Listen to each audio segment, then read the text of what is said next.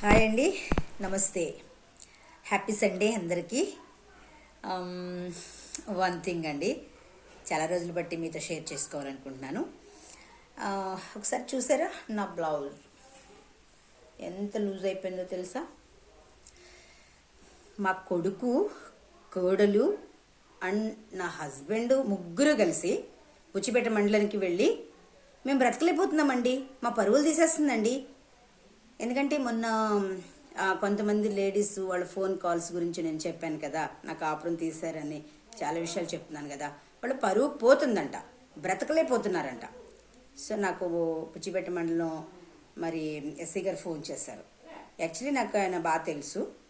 Once నా phone పగలు కొట్టేసి నన్ను కొడితే నేను వెళ్ళాను. ఎందుకంటే 10,000 రూపాయలు ఫోన్ పోయిందని చెప్పి బాధేసి కౌన్సిలింగ్ ఇప్పిద్దామని వెళ్ళాను. ఆ సార్ బాగా ట్రీట్ చేశారు. సో ఒక రెస్పాన్సిబిలిటీతో నాకు హెల్ప్ చేశారు. తర్వాత ఒక 2-3 టైమ్స్ దారిలో కనపడినా అడిగేవాళ్ళు. అడగడం వల్ల నా భర్తకి ఇంకా ఈర్ష్య వచ్చింది కూడా. యాక్చువల్లీ అతని మీద కూడా అనుమానించి ఉండొచ్చు మేబీ.